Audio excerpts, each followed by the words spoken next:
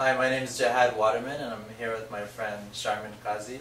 And we shared an experience last year where she had come to me with a problem. She was about to go into surgery, and I kind of stopped her from that because I knew that there was a better solution. Sharmin, could you share like what was about to happen?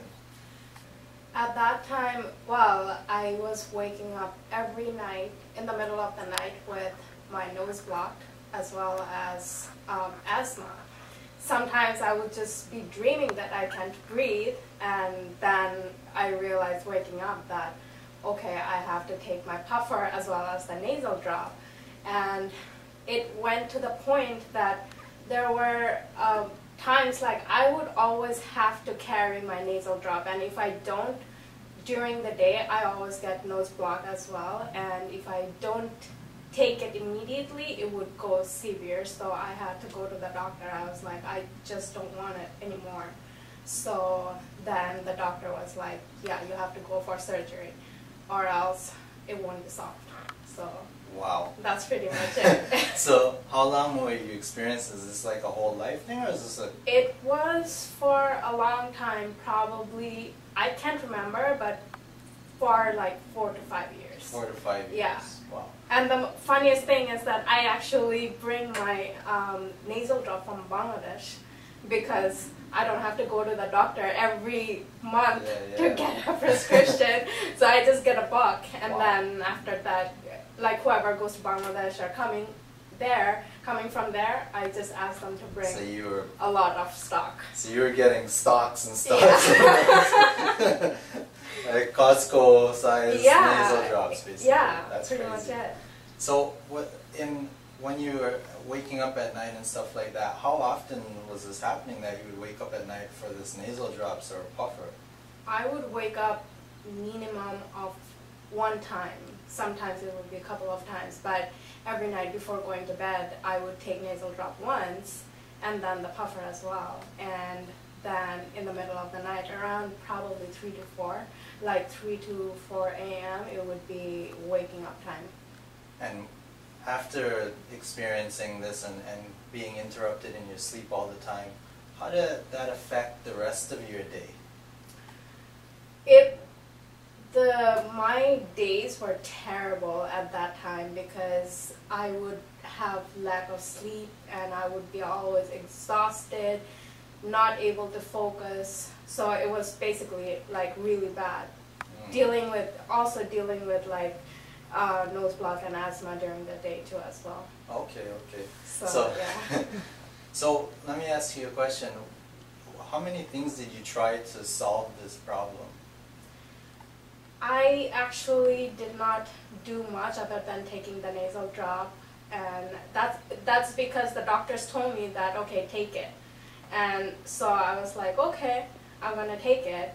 And there was no other cure for them other than the surgery being the most drastic step to take, because the specialist was like, no, your nose is crooked inside, so you have to go for it. And actually my parents were telling me that it's gonna come back to you even if you go for surgery. I was like, no, I have to go for surgery because I cannot take it anymore. Right. So yeah. So for me, when you had told me that you're going to get surgery for this, right away, based on what you had explained, I'm thinking that if you can't breathe through your nose, it must mean that your nose is inflamed, your lungs is inflamed, which is why you have asthma. You're probably full of mucus. Yeah. And cutting you with a knife actually just causes more inflammation, which doesn't make any sense to me personally.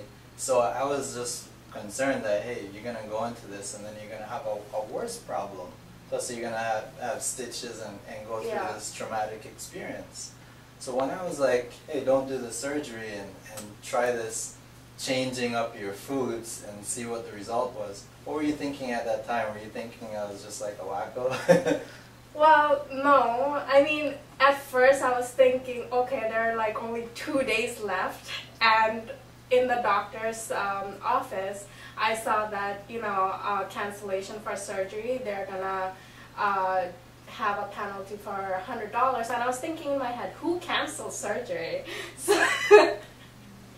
Especially at the last moment. Who Right. does that? And then when you actually told me that right at that time, I was like, am I going to be one of them? So when I actually called in, I was like, okay, you know what, I'm going to take a chance, I'm going to believe in you, and call the doctor. The doctor was not happy. So what did he say? He was like, what do you think? You can just change and cancel any surgery. There are people waiting for the schedule and everything.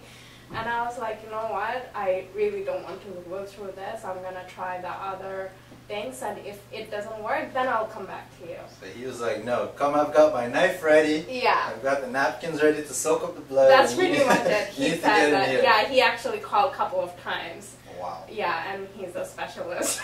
Wow.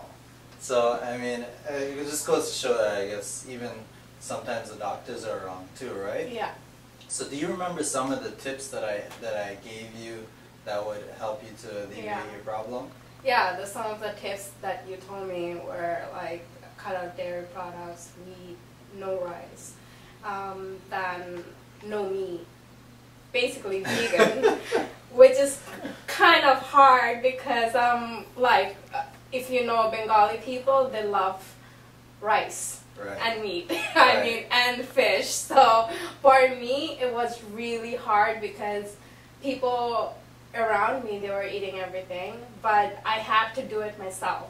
I had to take care of myself so that I don't feel that torture anymore. Because there was one time, actually 2 days, it happened.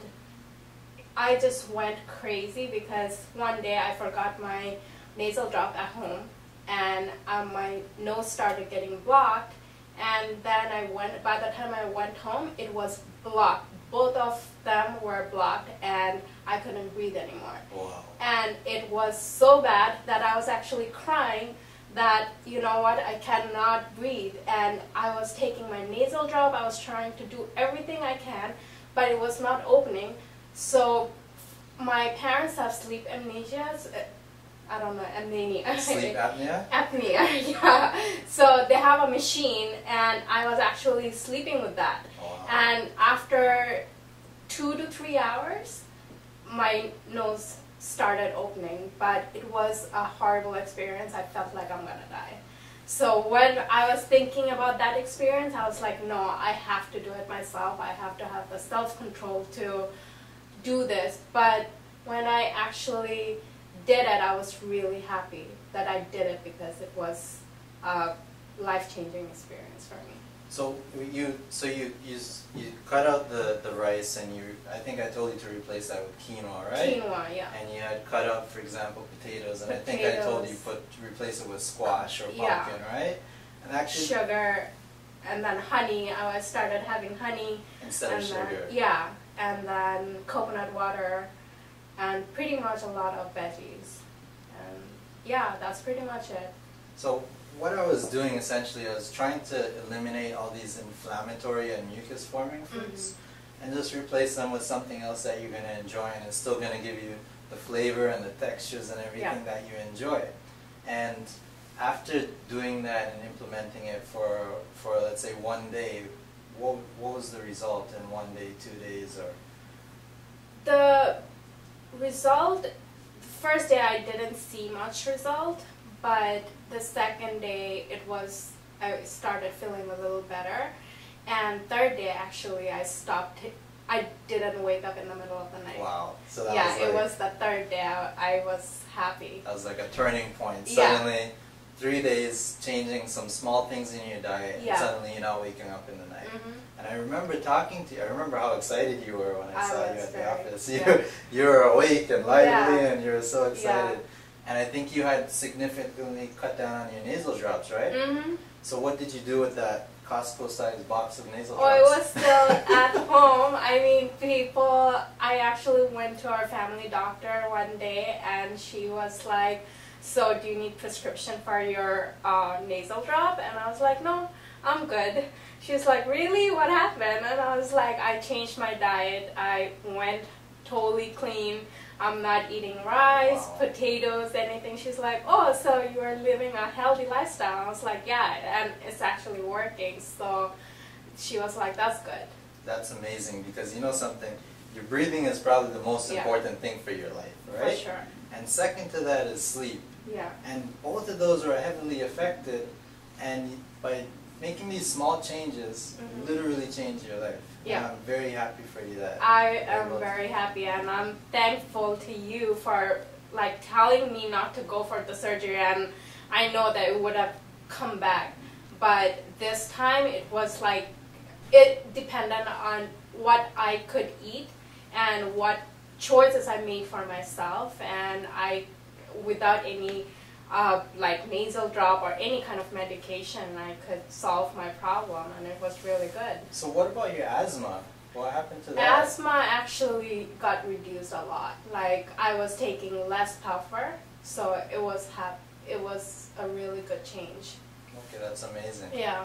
So would you recommend that somebody else would take the exact same steps that you did if they were having trouble breathing and waking up in the middle of the night because they can't breathe and stuff like that? Oh yeah, for sure. Like, I actually recommended it to few people.